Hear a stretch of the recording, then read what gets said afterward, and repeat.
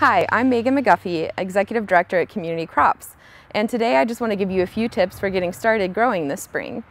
April and May are a great time to start some of your own plants indoors, and you can also just start to think about planning for your garden. What do you want the layout of your garden to be? Where do you want things to be? What sort of supplies are you going to need to get? It's a great planning stage, and I really recommend that you be careful about how much yard work you do at this stage, especially in April.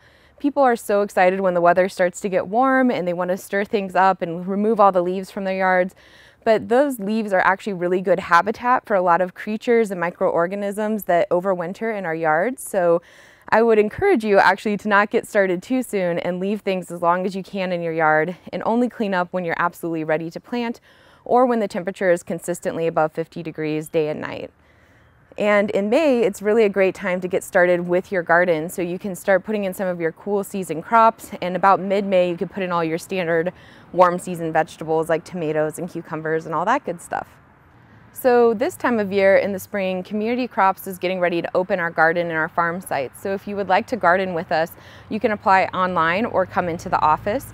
It's also a great time to enjoy our Community Crops plant sale. This year it's going to be online. You can pre-order from April 26th to the 30th, and then you'll be able to pick up your plants May 6th to the 8th.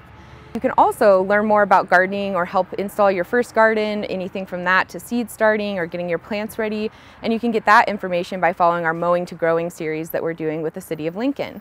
If you want more information, go to communitycrops.org or follow us on social media. Thank you.